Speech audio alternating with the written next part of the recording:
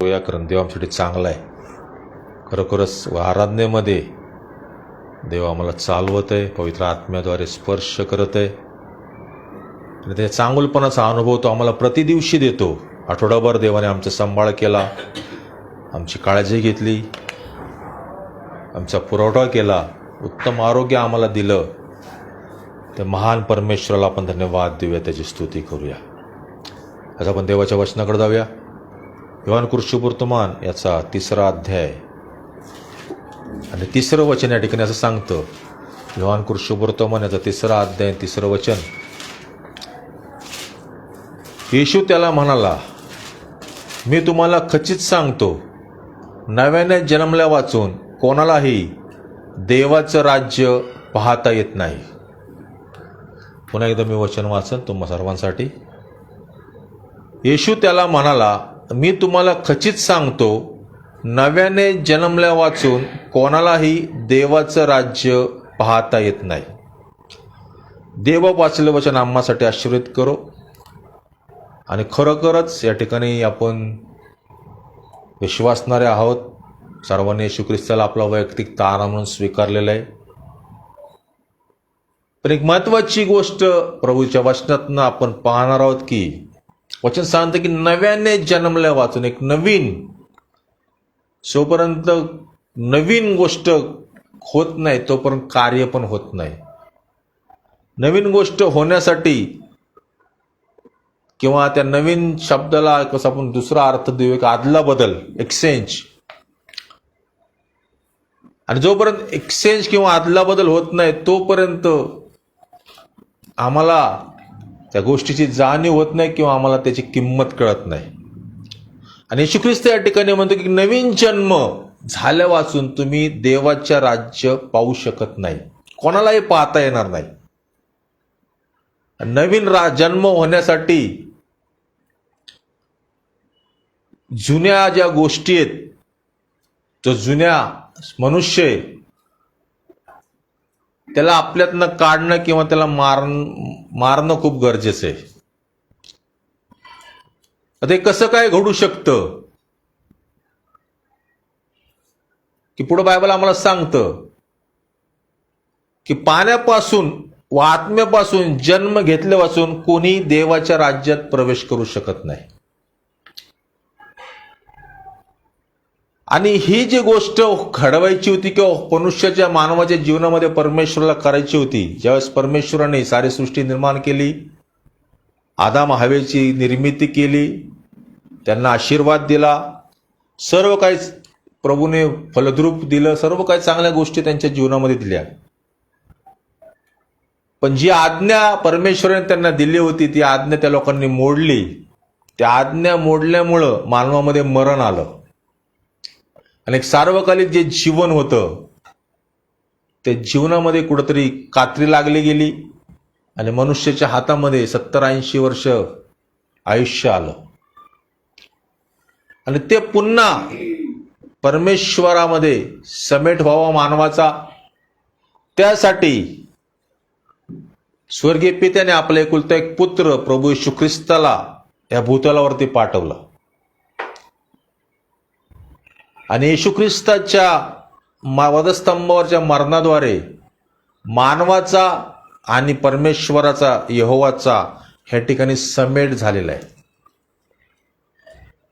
पण ही जी क्रिया आहे ती पूर्ण होण्यासाठी ज्यावेळेस माणूस जन्मतो मातेच्या उदरातनं, बायबल सांगते की गर्भावस्था असतानाच तू मला जाणतो किंवा मातेच्या भारतात मी पापी होतो. जोपर्यंत आम्ही परमेश्वराला येशू ख्रिस्ताला तारणा म्हणून स्वीकारत नाही तोपर्यंत आमचं नवीन जन्म होत नाही. आणि नवीन जन्म होण्यासाठी आम्हाला परमेश्वरामध्ये येणं, प्रभू येशू ख्रिस्तावरती विश्वास ठेवणं खूप गरजेचं आहे. जर मला देवाच्या राज्यामध्ये मला प्रवेश हवा असेल तर मला जी आदला बदल झालेली आहे की नव्याने जन्म झालेला आहे तो समजणं खूप महत्वाचं आहे. म्हणून एखादा व्यक्ती ख्रिस्तामध्ये आहे तो नवी उत्पत्ती आहे, त्याचा नवीन जन्म झालेला आहे. लक्षात घ्या. ख्रिस्तामध्ये असणं खूप गरजेचं आहे. ख्रिस्ताला एक काय गरजेपुरतं स्वीकारणं, माझ्या आशा आकांक्षा आहेत, मला लोभ आहे किंवा माझे काही प्रश्न आहेत, आरोग्य हवंय म्हणून प्रभूकडे आल्यावरती प्रभूचं राज्य तुम्हाला पाहता येणार नाही. तर ख्रिस्तामध्ये असणं खूप गरजेचं आहे. म्हणजे ख्रिस्ताने ज्या आज्ञा आम्हाला दिल्या त्या पाळणं खूप गरजेचं आहे. ख्रिस्तामध्ये असणं म्हणजे त्याच्यावर आम्ही सर्वात पहिली गोष्ट म्हणजे विश्वास ठेवणं की येशू हा प्रभू आहे, मी मुखाने कबूल केलं पाहिजे. हा विश्वास माझ्यामध्ये पाहिजे की प्रभू येशू ख्रिस्त माझ्यासाठी वधस्तंभावर ते वधला गेला, मारला गेला, गाडला गेला, त्याच्याशी पुन्हा उठला आणि परत मला घेऊन जाणार आहे. हा विश्वास माझा ठाम पाहिजे. दुसरी गोष्ट, त्यांनी ज्या आज्ञा मला दिल्या त्या आज्ञा मी पाळल्या पाहिजेत. जे काही आज्ञा बायबलमध्ये आम्हाला सांगतात ती प्रत्येक आज्ञा आम्ही पाळणं खूप गरजेचं आहे. ज्या आज्ञा मी पाळत नाही तर मी देवावर प्रीती करू शकत नाही. जर मी देवावर प्रीती करतो तर मी तो आज्ञा पाळणारा असला पाहिजे. बायबल सांगते की तू आपला देव परमेश्वराचं पूर्ण मनाने, पूर्ण जीवाने, पूर्ण शक्तीने प्रीती कर. म्हणजे त्या पूर्णता ती पूर्ण असली पाहिजे. त्यामध्ये कुठे अपूर्णता नसावी किंवा कुठे शंका कुशंका नसावी. फक्त 99% मी ख्रिस्तावर प्रीती करतो, 1% मी जगिक असावं असं नाही. माझ्या भाऊ बहिणींनो, आम्ही जर येशू ख्रिस्ताला तारणा म्हणून स्वीकारले तर आम्ही पूर्ण मनाने, पूर्ण जीवाने, पूर्ण शक्तीने त्या ख्रिस्तावरतीच प्रीती केली पाहिजे.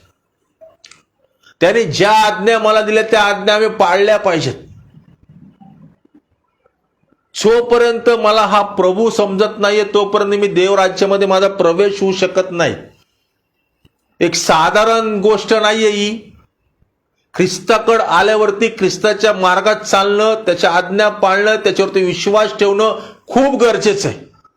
म्हणून बायबल सांगते की तो म्हणतो की मार्ग, सत्य व जीवन मीच आहे, माझ्याद्वारे आल्या वाचून पित्याकडे कुणीच जाऊ शकत नाही. स्वर्गाकडे जाण्याचा मार्ग फक्त प्रभू येशू ख्रिस्त आहे. येशू ख्रिस्ताचं भूतलावरती जन्मणं, मरणं, पुनरुत्थित होणं हे सत्य आहे. आणि सार्वकालिक जीवन म्हणजे मरणातून जीवनामध्ये पार जाणं सुद्धा एक सत्य आहे. जसं येशू ख्रिस्त पुनरुत्थित झाला, त्याशी उठला, हे सुद्धा एक सत्य आहे. ते आम्ही स्वीकारलं पाहिजे. म्हणतो की मार्ग, सत्य व जीवन मीच आहे, माझ्याद्वारे आले वाचून पित्याकडे कोणी जात नाही. म्हणजे येशू ख्रिस्ताला मला समजणं गरजेचं आहे, त्याला अनुसरणं गरजेचं आहे, त्याच्यावरती विश्वास ठेवणं गरजेचं आहे, त्याच्या आज्ञा पाळणं गरजेचं आहे. तिसरी गोष्ट म्हणजे सर्वात म्हणजे जी मी तुम्हाला सांगितली, त्याच्यावर प्रीती करणं. निस्वार्थ प्रीती मी केली पाहिजे. मला काय हवंय म्हणून आपण प्रभूकडे कधी येऊ नये. 2000 वर्षापूर्वी परमेश्वराने आम्हाला सर्व काही आशीर्वाद देऊन मोकळं केलेलं आहे. ते मिळवणं माझ्या हातामध्ये. ते कसं मिळू शकतात तर मी ख्रिस्तावरती प्रीती केली पाहिजे. दुसरी गोष्ट म्हणजे त्या येशू ख्रिस्ताला मी वैयक्तिकरित्या जाणलं पाहिजे.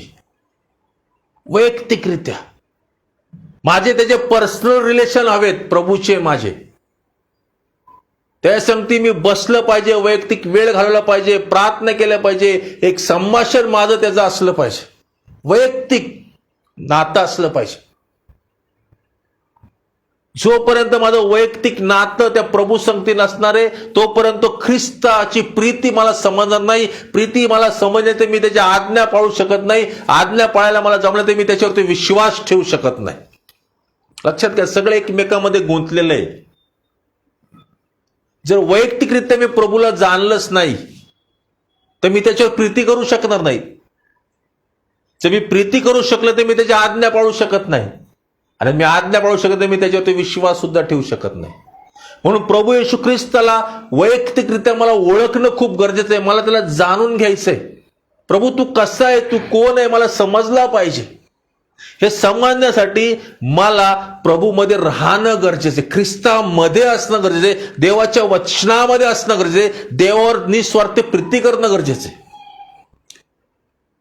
आणि दुसरी गोष्ट म्हणजे त्याला माझ्या जीवनाचा प्रभू म्हणून स्वीकारणं खूप महत्वाचं आहे. की येशू तू माझा प्रभू आहे, तुझ्याशिवाय काहीच नाही, सर्व व्यर्थ आहे.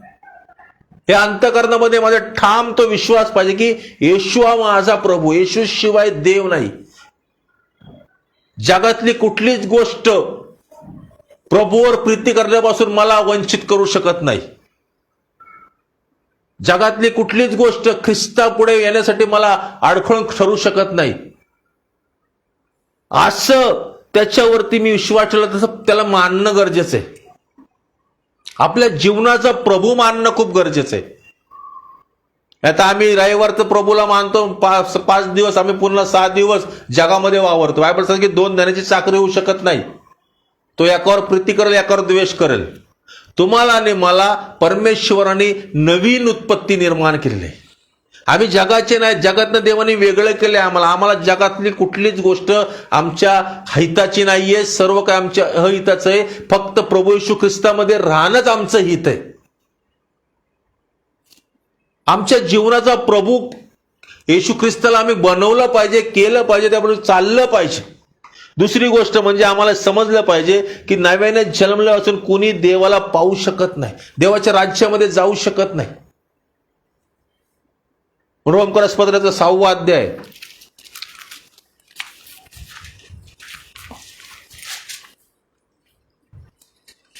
त्याचं 4थं वचन आम्हाला असं सांगतं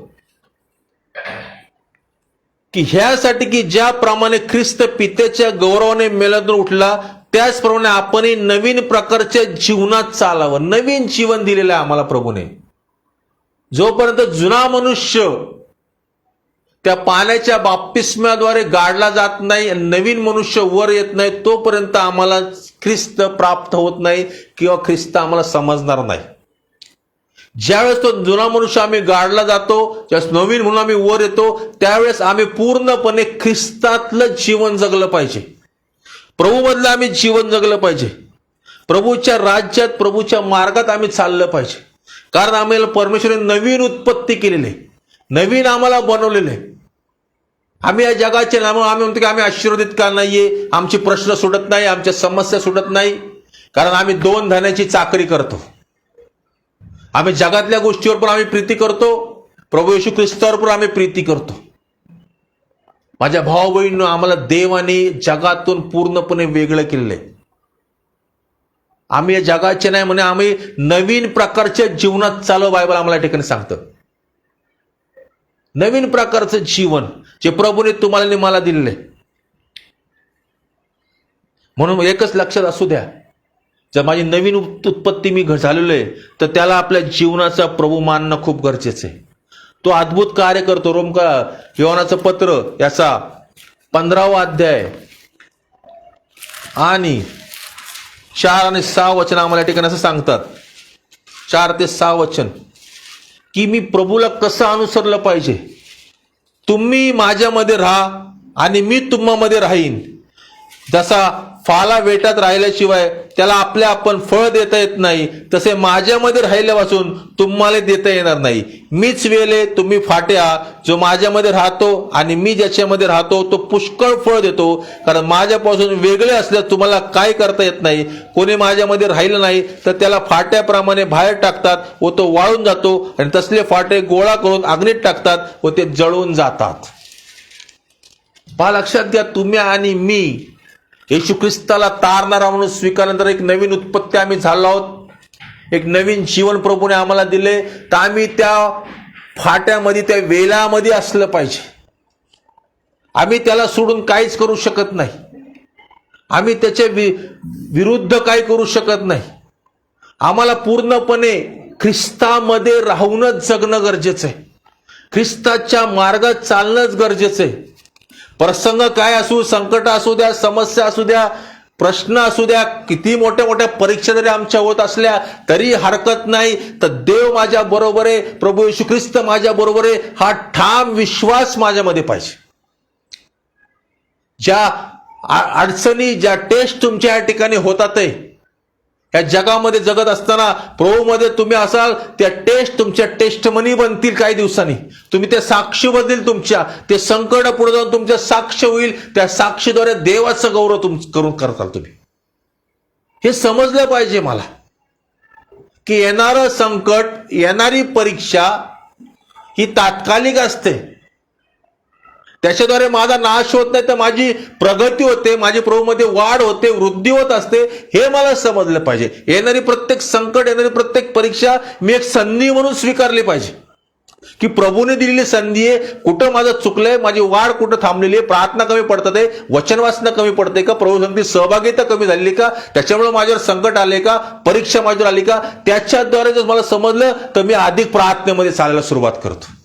येणारं संकट आमचा नाश करत नाही, आमचं हित करत नाही, तर येणारं संकट, येणारी परीक्षा आमचं हित करत असते. हे नाविन्य प्रभूने आम्हाला दिले, नवीन आमचं जीवन आहे, नवीन उत्पत्ती आमची, अशा प्रकारे आमचं जीवन असलं पाहिजे, असं आम्ही जगलं पाहिजे. आलेल्या संकटामुळे, आलेल्या परीक्षेमुळे आम्ही चिंता काळजी करत बसू नये. आलेली संधी आम्ही स्वीकारावी आणि त्याप्रमाणे आमची वाटचाल असली पाहिजे. येणारं संकट, येणारी परीक्षा ही तात्कालिक असते, लक्षात घ्या. विश्वासणाऱ्या जीवनामध्ये हे सर्व तात्कालिक असतं, ते तुमच्या शेवटपर्यंत जात नाही. प्रभू त्यातनं आम्हाला सोडवतो. पण बायबल सांगतं की सहनशक्तीच्या पलीकडे तो तुमची परीक्षा घेत नाही, तर त्यातनं बाहेर पडण्याचे मार्ग सुद्धा तोच आम्हाला दाखवतो. आम्ही म्हणतो की कसं घडलं, अचानक प्रश्न कसा सुटला, अचानक समस्या कशी सुटली, तर माझ्या भाऊ बहिणींनो, तो विश्वासणाऱ्याच्या जीवनामध्ये कार्य करण्यास सदा सिद्ध असतो. तो सदैव आमच्या बरोबर आहे. आमचं तारण झालेलं आहे, आम्ही नवीन उत्पत्ती आहोत, हे आम्ही विसरून जातो. आमच्या समस्येमध्ये, आमच्या अडचणीमध्ये आम्ही विसरून जातो. म्हणून तो म्हणतो की तुम्ही माझ्यामध्ये, मी तुमच्यामध्ये राहिलो तरच कार्य घडेल. याचा अर्थ आम्हाला प्रभूमध्ये राहायचंय, प्रभूला आम्हाला स्वीकारायचंय, विश्वास ठेवायचा आहे आणि येशूच्या मार्गात आम्हाला चालायचं. ज्यावेळेस आम्ही असं चालतो त्यावेळेसच आम्हाला आमच्या जीवनामध्ये आशीर्वाद आम्हाला मोकळे होतात. म्हणून इफिसकारास पत्र 4 अध्याय आणि 22 ते 24 वचन आम्हाला असे सांगतात की जोपर्यंत आम्ही जुन्या मनुष्याचा त्याग करत नाही तोपर्यंत आमच्या जीवनामध्ये कार्य घडत नाही. इफिसकारास पत्र याचा 4 अध्याय आणि 22 ते 24 वचन सांगतात, ते असे की तुमच्या पूर्वीच्या आचरणासंबंधाने जो जुना मनुष्य त्याचा तुम्ही त्याग करावा, तो कपटाच्या वासनेने युक्त असून त्याचा नाश होत आहे आणि तुम्ही आपल्या मनोवृत्तीत नवे केले जावे. लक्षात घ्या, जुना मनुष्य म्हणजे जुना स्वभाव, जुने विचार, जुनं वागणं, जुनं बोलणं, हे जोपर्यंत माझ्यामधून जात नाहीये, त्याचा त्याग मी करत नाहीये, तोपर्यंत मी नवीन होऊ शकत नाही. आम्ही फक्त म्हणतो आमचं तारण झालं, आमच्या बाप्तिस्म झाले, पण जुना स्वभाव काय माझ्यातून गेलेला आहे का? जुने विचार माझे बदललेले आहेत का? माझं वागणं बोलणं जसं जुनं होतं अजूनही तसंच आहे का? असेल तर मी तुम्हाला सांगले पुन्हा एकदा आपलं स्वतः की तुमच्या पूर्वीच्या आचरणासंबंधी जो जुना मनुष्य त्याचा तुम्ही त्याग करावा, तो कपटाच्या वासनेने युक्त असून त्याचा नाश होतोय. तुम्ही आपल्या मनोवृत्तीत म्हणजे आपल्या विचारांमध्ये, आपल्या मनामध्ये नवे केले जावे आणि सत्यापासून निर्माण होणारे नीतिमत्व, पवित्रता यांनी युक्त असा देव सदृश निर्माण केला नवे मनुष्य धारण करावा. कसा मनुष्य धारण करावा? कसा मला निर्माण केलेला आहे? सत्यापासून निर्माण होणारे. सत्य काय? प्रभूचं वचन. जे वचन तुम्हाला ने मला वाईट गोष्टीपासनं, जुन्या स्वभावापासनं बदलतं, परावृत्त करतं. जे सत्यापासून निर्माण होणारे नीतिमत्व, पवित्रता यांनी युक्त असा देव सदृश्य निर्माण केला नवा मनुष्य धारण करावा. देव सदृश, देवासारखा. आज तुम्हाला ने मला परमेश्वर त्याचं प्रतिरूप बनवलेलं आहे. त्याचं तुम्ही आणि मी प्रतिरूप आहोत. आम्हाला त्या नीतिमत्वामध्ये चाललं पाहिजे, त्या पवित्रतेमध्ये मला चाललं पाहिजे. सतत मला सांभाळलं पाहिजे. बायबल सांगते की जसा मी पवित्र तसं तुम्ही पवित्र आहा. तुम्ही देवाचं मंदिर आहात. जो कोणी देवाच्या मंदिराचा नाश करतो, बायबल सांगते की मी त्याचा नाश करीन. म्हणून तुमचं शरीर हे देवाचं मंदिर आहे. तुमचं अंतःकरण, तुमचं मन, तुमचं विचार हे देवाचं मंदिर आहे. ते आम्ही नेहमी पवित्र राखलं पाहिजे. हे नवीन मनुष्यासाठी माझ्या भाऊ बहिणी ज्यांनी येशू ख्रिस्ताला तारण म्हणून स्वीकारलेलं आहे, आम्ही ते सगळं विसरून जातो आणि आम्ही जगामध्ये पुन्हा पुन्हा वावरत जातो. म्हणून तो या ठिकाणी म्हणतो की देव सदृश्य निर्माण केलेला नवा मनुष्य धारण करा. देवाने निर्माण केलेला येशू ख्रिस्त कसा निर्माण झाला, येशू ख्रिस्त कसा चालला या भूतलावरती, 3.5 वर्ष काळ तो कसा जगला, कसा वाहायला, बोलला, चालला, ते सर्व माझ्यामध्ये असलं पाहिजे. तशा प्रकारे माझं आत्मिक जीवन असलं पाहिजे. तशा प्रकारे माझी वाढ झाली पाहिजे. नवीन बनण्यासाठी आमच्यामध्ये ख्रिस्त असलाच पाहिजे. येशू ख्रिस्ताशिवाय आम्ही नवीन बनवू शकत नाही. येशू ख्रिस्ताशिवाय आमचं जुनं पण निघून जाऊ शकत नाही, जुना मनुष्य जाऊ शकत नाही, जोपर्यंत मी ख्रिस्ताला तारणारा म्हणून स्वीकारत नाही. म्हणून देव सदृश्य निर्माण केलेला नवीन मनुष्य आमचा असावा. दुसरी गोष्ट म्हणजे 2 कोरिंथ याचा 5वा अध्याय आणि 17 वचन आम्हाला असं सांगतं या ठिकाणी,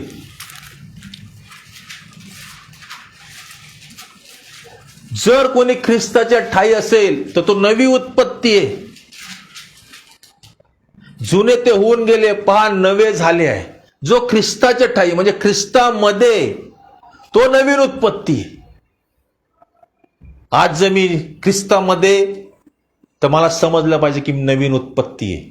माझा नवीन जन्म झालेला आहे. माझी वाटचाल सुद्धा तशीच असली पाहिजे. मी पवित्रतेमध्ये जगलं पाहिजे. मी परमेश्वराच्या आज्ञा पाळल्या पाहिजेत. ख्रिस्तावरती मी प्रीती केली पाहिजे. त्याला तारदार म्हणून स्वीकारला पाहिजे. माझा जीवनाचा प्रभू म्हणून मी त्याला स्वीकारलं पाहिजे. वैयक्तिकरित्या माझे आणि ख्रिस्ताचे नाते संबंध असले पाहिजेत. ही नवीन उत्पत्तीचे लक्षण आहे. रोज कौटुंबिक माझ्या प्रार्थना झाल्या पाहिजेत. सहभागितामध्ये मी असावं परमेश्वराच्या. वचन सांगणारा मी असला पाहिजे. उपासना घेणारा मी असला पाहिजे. सुवार्ता सांगणारा असला पाहिजे. माझ्या वागण्याद्वारे, बोलण्याद्वारे ख्रिस्त प्रगट झाला पाहिजे लोकांना. ही नवीन उत्पत्ती, हा नवीन जन्म आहे. आणि आम्ही ते विसरून गेलेलो आहोत. आमचं तारण झालं 20 वर्ष, 15 वर्ष, तरी आम्ही एक ठिकाणीच आहोत. आमच्याकडनं आजपर्यंत किती आत्मे जिंकले गेले प्रत्येकाला माहिती असेल. प्रत्येकाला अंतःकरणाला माहिती की आम्ही आज देवाकडे किती आत्मे आणलेत, किती जणांसाठी मध्यस्थी केली, किती जणांना प्रभू सांगितलेला आहे. माझ्या भाऊ बहिणींनो, प्रत्येक गोष्टीचा हिशोब आम्हाला द्यायचा आहे न्यायाच्या दिवशी. रोमकरासपत्राचा 12वा अध्याय आणि 2रं वचन आम्हाला असं या ठिकाणी सांगतं, रोम 12:2, देवाची उत्तम व ग्रहणीय व परिपूर्ण इच्छा काय हे तुम्ही समजून घ्यावे. म्हणून या युगाबरोबर समोरूप होऊ नका, तर आपल्या मनाच्या नवीनीकरणाने स्वतःचे रूपांतर होऊ द्या. या युगाबरोबर, या जगाबरोबर समोरूप होऊ नका. या जगामध्ये डोळ्याची वासना, संसाराची पुशारकी आहे. याच्या व्यतिरिक्त या जगात काय नाहीये. हे जग पूर्णपणे वासनेने भरलेलं जग आहे. या जगात आम्हाला अडकायचं नाहीये, कारण आम्ही नवीन उत्पत्ती आहोत. आमचा नवीन जन्म झालेला आहे. म्हणून तो म्हणतो की देवाची उत्तम, ग्रहणीय, परिपूर्ण इच्छा काय तुम्ही समजून घ्या.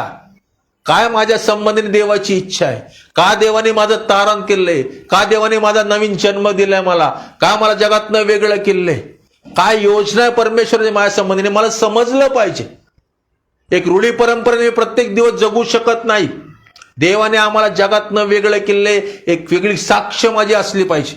म्हणून तो म्हणतो की त्याची परिपूर्ण ग्रहणीय इच्छा काय ती समजून घ्या. या युगाबरोबर म्हणून तुम्ही समोरूप होऊ नका. आम्हाला या जगाबरोबर समोरूप व्हायला सांगितलं नाही, देवाचं वचन आहे. पुढे तो असं म्हणतो की आपल्या मनाच्या नवीनीकरणाने स्वतःचे रूपांतर होऊन द्या. रोज मला नवीन बनायचंय, रोज मला बदलायचंय देवाच्या वचनाद्वारे. रोज मला स्वतःला घडवायचंय आत्मिक जीवनामध्ये.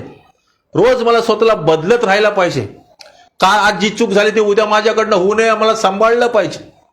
म्हणतो ते तुमचं नवीनीकरण होऊन देत जा. हे रोजचं आहे, एक दिवसच नाहीये. एकदा बाप्तिस्मा झाला म्हणजे आमचं तारण झालं म्हणून आमचं चालं नाही. तर आम्हाला रोज स्वतःला प्रभूच्या वचनामध्ये तयार करायचे, बिल्ड करायचे, स्वतःला बांधकाम करायचे स्वतःच्या वचनावरती. असं बांधकाम करा माझ्या भाऊ बहिणींनो, की जेणेकरून आमच्या जीवनाद्वारे अनेक लोकांचं तारण होईल. अनेक लोकांचा प्रभू येशू ख्रिस्ताला तारण स्वीकारतील. असं आमचा विश्वासाचं बांधकाम पाहिजे. जर माझं जीवन तशा प्रकारचं नाहीये, तसं जर मी जगत नाहीये, तर माझ्या भाऊ बहिणींनो, न्यायाच्या दिवशी आम्हाला खूप जड जाईल. म्हणून इब्रिकरासपत्र याचा 10वा अध्याय आणि 26वा वचन आम्हाला या ठिकाणी सांगतं. इब्री 10:26,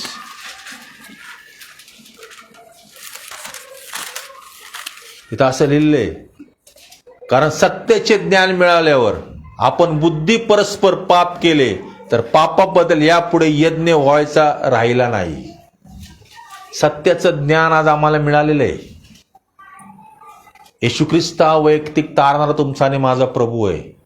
आम्ही त्याच्या नावामध्ये देवचं बाप, देवचं पुत्र, देवचं पवित्र आत्मा आम्ही बाप्तिस्मा घेतलेला आहे. पवित्र आत्म्याचं दान आमच्या जवळ आहे. आज आम्हाला सत्य समजलेले की येशू हाच प्रभू आहे. येशू पवित्र आहे. येशू निर्दोष आहे, निष्कलंक आहे, जो माझ्यासाठी वधस्तंभावरती वधला गेलेला आहे. माझ्यासाठी त्याने 39 फटक्याचा मार सहन केला. आमचे श्राप, रोग, आजार त्या वधस्तंभावरती वाहिलेले आहेत. हे सत्य आम्हाला माहिती आहे.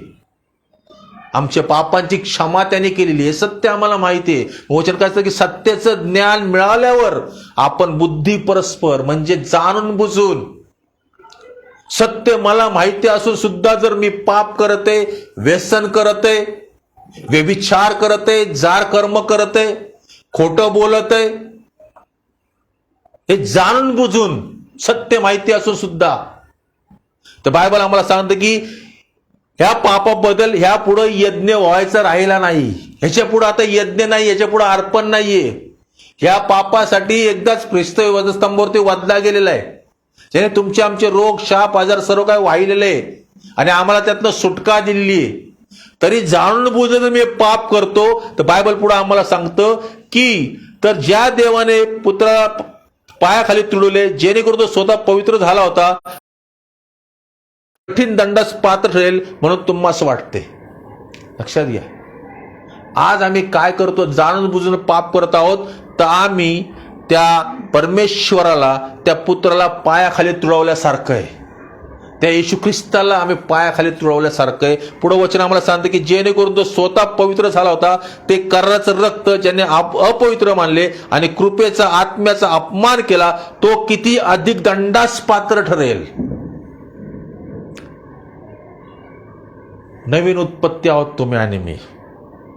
पुढं असं लिहिलंय की जीवन देवाच्या हाती सापडणं हे भयंकर आहे. प्रभूचं वचन आहे, मी नाही सांगत आहे. लक्षात घ्या, मला तुम्हाला थोडी आठवण करून द्यायची होती की माझा नवीन जन्म झालेला आहे, तर मला किती स्वतःला राखलं पाहिजे, मी किती स्वतःला सांभाळलं पाहिजे. या जगातल्या प्रत्येक वाईट गोष्टीपासनं मी स्वतःला राखलं पाहिजे माझ्या भावा बहिणी. म्हणून त्या ठिकाणी म्हणलो की सत्याचं ज्ञान मिळाल्यावर आपण बुद्धी परस्पर पाप केले तर पापाबद्दल यापुढे यज्ञ व्हायचा राहिला नाही, तर न्यायाची आणि विरोधास गिळंकृत करील अशा अग्नीच्या भडकेची एक प्रकारची धास्ती, एवढंच. पुढं काय लिहिलंय आमचं, कशाने न्याय होईल आमचा? अग्नीने. जर मला सत्य माहिती आहे, मला प्रभूची ओळख आहे, प्रभूचं वचन मला माहिती आहे, तरी मी पाप करते, तरी मी चुका करते, हे जाणून बुजून केलेल्या गोष्टीसाठी बायबल सांगते की आता इथून पुढे यज्ञ व्हायचा नाही, तर अग्नीच्या भडकेची एक प्रकारची धास्ती, एवढंच. माझ्या भावा बहिणींनो, मला तुम्हाला या ठिकाणी एक सांगायचं आहे की आपण अजूनही जर चुका करत असू, प्रभूला स्वीकारून सुद्धा, तर आता आपण स्वतःला बदलूया. आपण स्वतःला बदलूया. आपलं आत्मपरीक्षण करू की काय प्रभू, माझं तारण झालेलं आहे का? मी खरोखर तुला तारण म्हणून स्वीकारलेलं आहे का? जर मी स्वीकारलं तरी मी जगातल्या गोष्टी सारखं चालते, जगातल्या रूढी परंपरा मी पाळते, त्यांच्याच मार्गात चाललोय, मोहात आहे, व्यभिचारात आहे, वासनेमध्ये, तर आता इथून पुढे यज्ञ नाही व्हायचा आहे, तर डायरेक्ट न्याय होणार आहे. त्याच्यापासून मला वाचायचं असेल तर आज परमेश्वर पुन्हा एकदा आठवण करून देते की तुम्ही नवी उत्पत्ती आहात. प्रभूने तुम्हाला वेगळं केलेलं आहे, तुम्हाला निवडलेलं आहे. आज प्रभूच्या मार्गात तुम्ही चालत आहात, तर जगापासून वेगळं होऊया, परावृत्त होऊ आणि देवाला म्हण की प्रभू मला नवीन तू बोलते, आदला बदल जी वधस्तंभावरती तू केलेली आहे, जुना मनुष्य तू माझ्यासाठी मारला गेला आणि नवीन तू मला दिलेला आहे, तो आदाम माझ्यातला मिळाला आहे. पण ख्रिस्त आज जर माझ्या अंतःकरणामध्ये विराजमान आहे, तर मला ख्रिस्तालाच फॉलो केलं पाहिजे. येशू ख्रिस्ताने ज्या ज्या गोष्टी मला सांगितलेल्या आहे त्याच गोष्टी मला पाळल्या पाहिजे, त्याच्याच मार्गात मला चाललं पाहिजे, त्याच्यावरतीच विश्वास ठेवून मला चाललं पाहिजे. ज्यावेळेस आम्ही असं चालू, मी तुम्हाला खात्रीनं सांगतो, परमेश्वराचे आशीर्वाद तुम्ही पाहाल, देवाचे आशीर्वाद तुमच्या कुटुंबामध्ये तुम्ही पाहाल, तुमच्या वैयक्तिक जीवनामध्ये पाहाल. संकटाला घाबरू नका. संकट एक संधी समजा, एक चांगली संधी प्रभूने आम्हाला दिली. एक परीक्षा असेल, संधी समजा. प्रार्थनेमध्ये जा, वचनामध्ये जा, देवाचा पवित्र जीवन जगायला सुरुवात करा. जगातल्या प्रत्येक गोष्टीपासून स्वतःला अलिप्त ठेवा, स्वतःला बाहेर काढा त्या गोष्टीतनं, मोहातनं, लोभातनं, आणि परमेश्वरामध्ये चालण्याचा प्रयत्न करा. मी तुम्हाला सांगतो, आशीर्वादित करणारा तो देव आहे, परिस्थिती बदलणारा तो परमेश्वर आहे, आणि तुम्हाला सार्वकालिक जीवनामध्ये अधिक आशीर्वादित करेल, अधिकाधिक तुम्हाला पुढे घेऊन जाल. तुमचे सर्व मार्ग ख्रिस्तामध्ये तो मोकळे करेल. त्यासाठी फक्त एकच करेल की मला माझ्या मनाचं नवीनीकरण करायचंय, स्वतःला रोज नवीन करायचंय, मला रोज प्रभूमध्ये मला नवीन करायचंय. बायबल सांगते की जुनं ते होऊन गेलं, ज्या दिवसाला दुःख त्या दिवसाला पुरं. मला रोज नवीन बनायचंय. ज्यावेळेस मी हा प्रयत्न करेल, प्रार्थनेमध्ये राहील, प्रभूला मागेल की प्रभू मला पाहिजे, मला रोज नवीन बनव, वचनातलं रहस्य समजून दे, नवीन गूढ समजू दे, रहस्य समजून दे, मला तुझ्या चालायचंय, तुझ्या मार्गात चालायचं, तुझ्या सेवा करायची, याचा आम्ही ह्या गोष्टी करायला चालू करू. मी खात्रीनं सांगतो, तुम्हाला कुठल्या गोष्टीचं कधीच उणं पडणार नाही. तो भरपूर देणारा देव आहे. म्हणून म्हणतो की ख्रिस्तामध्ये जो व्यक्ती आहे तो खरोखर नवी उत्पत्ती. ख्रिस्तामध्ये राहा माझ्या भाऊ बहिणो, ख्रिस्ताला सोडून राहू नका. ख्रिस्ताला सोडून राहिल्यावर काही मिळणार नाही, नाशाकडे जाल. तर ख्रिस्तामध्ये राहाल तर सार्वकालिक जीवन तुम्हाला प्राप्त होईल. हालेलुया. याचा आपण प्रार्थना करूया. परमेश्वरा, आम्ही तुझ्या नावाला धन्यवाद देतो प्रभू, तुझी स्तुती करतो, आम्ही तुझे आभार मानतो देवपा. जो ख्रिस्तामध्ये तो नवी उत्पत्ती आहे प्रभू. आज तो आम्हाला नवीन केलेला आहे पण तुझ्या वचनावर बोध सुद्धा केलाय प्रभूजी. कधी कधी आम्ही विसरून जातो की आम्ही जगातनं वेगळं तो आम्हाला केलंयस, आमचं तारण केलंय, आमच्या पापाची क्षमा केली, आम्हाला सार्वकालिक जीवन तू दिलेलं पा, स्वर्गाचं वारीस तो आम्हाला बनवलंय माझ्या परमेश्वरा. पण देवा, ज्या आज्ञा तो आम्हाला दिल्या त्या आज्ञा आम्ही पाळत नाही, तुझ्या मार्गात आम्ही चालत नाही प्रभू. आम्हाला क्षमा कर माझ्या परमेश्वर. पण तुझं वचन आम्हाला शिक्षण देतं, बोध करतं प्रभूजी, आमची सुधारणूक करतं माझ्या परमेश्वरा. परमेश्वर, मी प्रार्थना करतो हे वचन इथं बसल्या प्रत्येक भाऊ बहिणींसाठी, जे ऑनलाईन पाहत आहेत, पाहणार आहेत माहिती देवा, त्या सर्वांसाठी तू आशीर्वादाचं कर दे पा. तुझं वचन आमचं सुधारणूक करतो प्रभूजी. या वचनाला आम्ही होय ना आमेन म्हणतो परमेश्वरा. येशू ख्रिस्ताने परमेश्वरा, जे कोणाला पा आरोग्याची गरज आहे प्रभू, तुझा आरोग्याचा हात त्यांच्या स्पर्श कर, तुझं आरोग्य त्यांना दे पाहिजे. कोणाच्या आर्थिक अडचणी पा, ते सर्व आर्थिक अडचणी यशात सुटल्या जाऊन दे परमेश्वरा. आणि तुझी कृपा तू प्रत्येकावर दे पा, प्रत्येक कुटुंबावर कर माझ्या परमेश्वरा. प्रत्येक कुटुंबामध्ये तुझी शांती, प्रीती, आनंद असू दे माझ्या देवा. आणि प्रभू येशू, तू तारणार आहे, तू जिवंत देव आहे, तुझ्याशिवाय प्रभू नाही, हे खरं सत्य वचन प्रत्येकापर्यंत जाऊन दे पा. आणि कोणाचा नाश होऊ नको दे परमेश्वरा, तर प्रत्येकाला सार्वकालिक जीवन प्राप्त व्हावं असं येशूच्या नावात घडलं जाऊन दे माझ्या परमेश्वरा.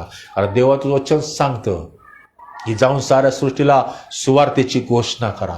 होय माझ्या परमेश्वरा, तुझं वचन आहे, जिवंत वचन आहे, तुझं वचन आहे कार्य करणारं वचन आहे माहिती देवा. तुझ्या वचनामध्ये आरोग्य आहे, तुझ्या वचनामध्ये प्रभू आम्हाला आशीर्वाद दे पा. बायबलमधले प्रत्येक आशीर्वाद येशू क्षणात प्रभूजी हे मी मोकळे करतो पा. आत्मिक आशीर्वाद, आर्थिक आशीर्वाद, आरोग्याचे आशीर्वाद, कौटुंबिक आशीर्वाद येशूच्या नावात हे प्रत्येकाच्या जीवनामध्ये मोकळे करतो माझ्या परमेश्वरा. मी तुझे आभार मानतो माझ्या जीवन देवा की तू नेहमीच माझी प्रार्थना ऐकतो. सर्वमान सन्मान गौरव ख्रिस्त आम्ही तुला देत, येशू ख्रिस्तांचा तारणारा याच्या नावाने मागतो म्हणून तो ऐकतो त्या. आमेन.